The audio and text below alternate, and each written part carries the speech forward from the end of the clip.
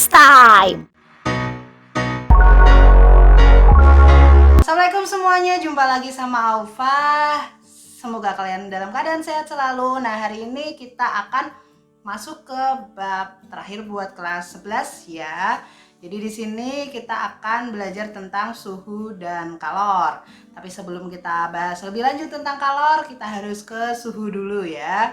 Kalian sebenarnya udah belajar ini dari SMP, kita akan ngelanjutin sedikit tentang suhu dulu ya. So, ini dia suhu. Kita ke pengertian suhu dulu. Jadi kalau secara simpel, suhu itu bisa kita artikan sebagai derajat panas suatu benda. Jadi kalau bendanya itu panas, suhunya akan lebih tinggi, atau bendanya itu dingin, maka suhunya lebih rendah ya, menuju ke minus kayak gitu. Nah, kalau mau pengertian yang enggak simpel itu ada ya, yaitu ukuran energi kinetik rata-rata yang dimiliki oleh molekul-molekul suatu benda ya. Jadi di dalam benda itu nanti ada molekul-molekulnya, ada unsur-unsurnya. Kemudian ketika kita hitung energi kinetik rata-ratanya, itulah yang menentukan ukuran suhunya. Makin besar energi kinetik yang dialami oleh molekulnya, maka makin besar suhu. Nah, ini lebih lanjutnya kita pelajarin di bagian termodinamika dan teori kinetik gas kayak gitu ya. Oke, kita lanjut dulu. Nah, kalau suhu pada suatu benda itu dapat mengalami perubahan. Jelas ya, dari yang dingin jadi panas, panas jadi dingin, dan seterusnya ya. Nah, akibatnya ini salah satunya bisa mengakibatkan sifat benda itu berubah. Dari yang misalkan tadinya lembek, kemudian kita panasin jadi tambah lembek, atau dan sebagainya kayak gitu ya. Nah, sifat benda yang berubah inilah kita sebut dengan sifat termometrik. Jadi ada beberapa benda yang ketika kita panasin itu dia apa ya namanya ya, dia ya ngikutin gitulah ya pokoknya. Ada juga benda yang tidak terpengaruh suhu juga ada, tapi kebanyakan benda di dunia ini mah kepengaruh ya. Jadi kok contohnya aja kalau misalkan kalian rumah gitu ada pintu, terus saat musim dingin, saat musim panas kan pasti kadang-kadang pintunya seret dan lain sebagainya. Nah, itu karena ada sifat termometrik ini, guys. Oke, sifat termometrik apa aja sih biasanya yang dibahas di fisika? Itu ada beberapa. Yang pertama ada pemuaian zat. Jadi nanti zatnya ada zat padat, zat cair, dan gas. Kemudian ada tekanan zat cair ya. Jadi ternyata pada tekanan zat cair itu berpengaruh juga, dipengaruhi oleh suhu juga. Jadi makin besar suhunya, tekanannya makin kayak gimana kayak gitu ya. Kemudian ada tekanan udara, jelas ya kalau tekanan kan ada banyak. Kemudian ada regangan zat padat, kemudian ada hambatan zat terhadap arus listrik. Kalau kalian belajar arus listrik nanti ada tuh di situ ya. Jadi hambatannya itu dipengaruhi suhu, makin panas ya kan loadingnya makin lama gitu ya. Perhatikan aja HP kalian, kalau misalkan lebih panas kan lebih lemot gitu ya HP-nya. Kemudian yang keenam adalah intensitas cahaya ya. Jadi ini juga dipengaruhi oleh suhu kayak gitu.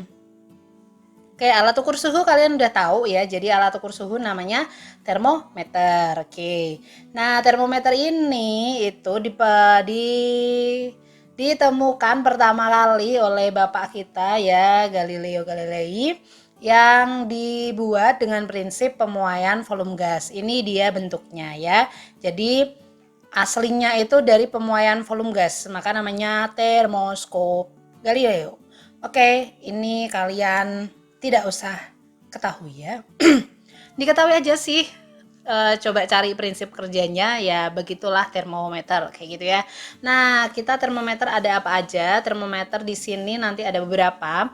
Sebenarnya termometer di dunia ini banyak ya guys. Kalian lihat aja nih, di lab ada termometer, di rumah sakit juga ada termometer, di ruangan kadang-kadang ada termometer, kemudian waktu sekarang lagi pandemi kalian juga punya ada termogan ya, yang itu langsung ukur suhu kalian. Di mall kemanapun kalian ketemu yang namanya termometer. Nah, ini jenisnya banyak, aku akan ambil beberapa sampling aja, jadi cuma dikit. Yang pertama itu air raksa, jadi yang termometer isinya air raksa yang warnanya merah-merah itu loh guys. Nah, dia jangkauan ukurnya itu dari minus 39 sampai 500 derajat Celcius. Oke, nggak semuanya segini ya. Contohnya di lab. Di lab itu cuma berapa ya? Apakah 0 sampai 100 doang? Ya, dia nggak sampai minusnya banyak dan nggak sampai 500 juga sih.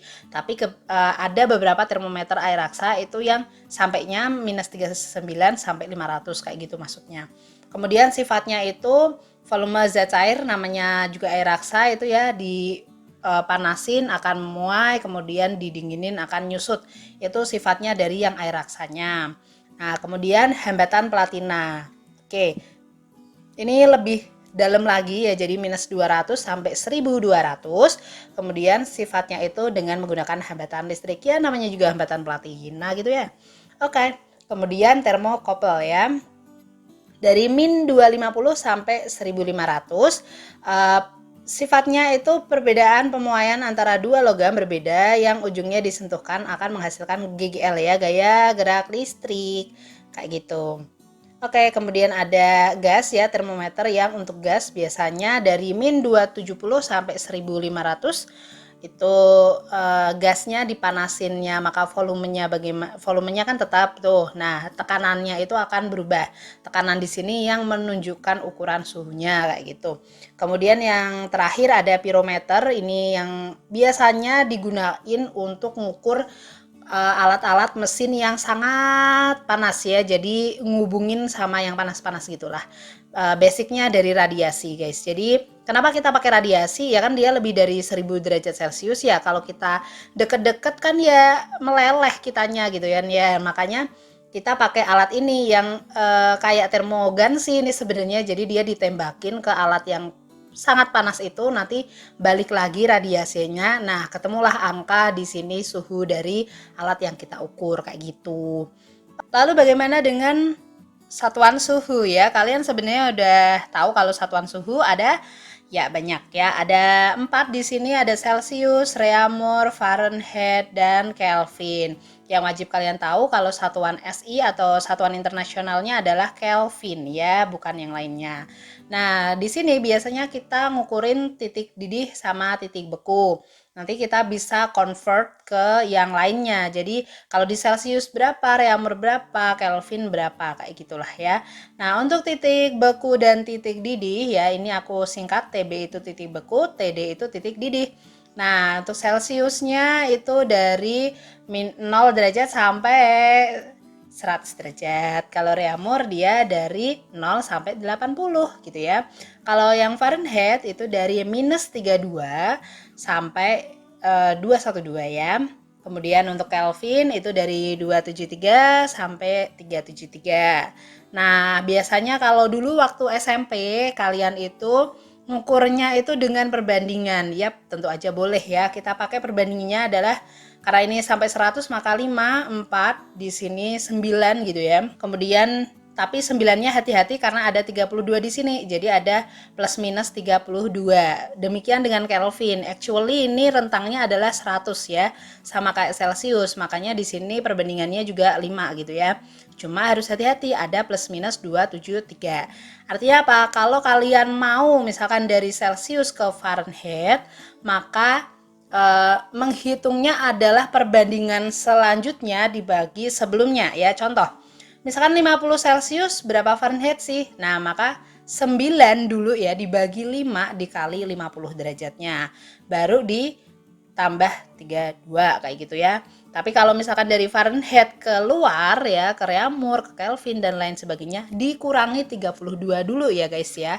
Kurangi 32 dulu baru dikalikan tadi. Mau kemana dia? Kalau misalkan Celsius ya 5 dibagi 9. Oke, hati-hati ya.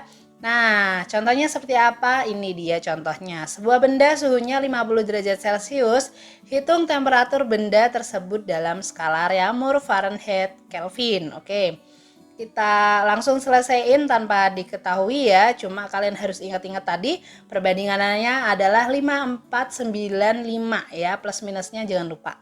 Oke, so kita ke Reaumur dulu.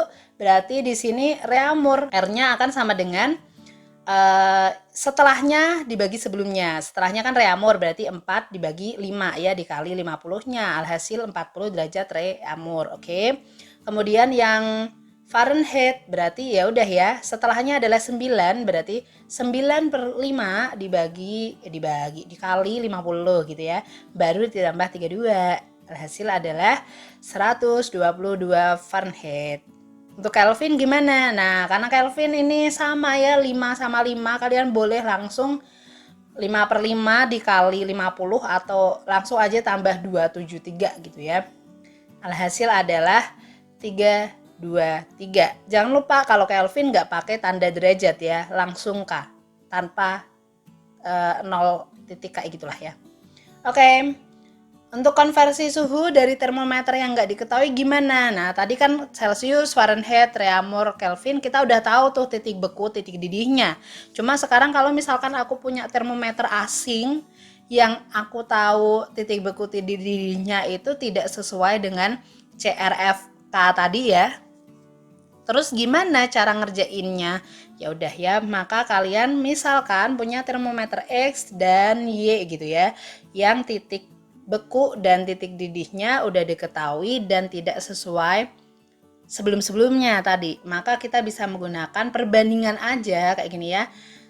TX dikurangi TBX per TDX dikurangi TBX sama dengan TY per minus TBY dibagi dengan TDY minus TBY. Aku tadi salah ngomong nggak ya? Ya pokoknya inilah ya. Oke, keterangannya itu. Tapi ini lebih enak kalau kita langsung ke contoh soal ya guys ya, karena biar nggak ribet gitu. Suatu termometer X jika dipakai untuk mengukur suhu air didih itu ternyata 125. Nah kalau pada es yang melebur itu ternyata min 25. Maka untuk 40 derajat Celcius maka termometer X akan menunjukkan suhu berapa. Oke, kita selesaiin aja. Nah, tips aku buat ngerjain ini adalah gambar aja skalanya ya. Jadi kita punya termometer X dan termometer C ya, Celcius. Untuk X titik didihnya katanya 125 ya. Gambarin dulu aja 125. Kemudian titik bekunya itu min 25 ya. Nah, sedangkan kita tahu kalau di Celcius titik didihnya adalah 100 derajat dan di titik bekunya adalah 0 derajat. Katanya kalau 40 derajat itu ada di mana sih ya, di sebelah sini gitu ya.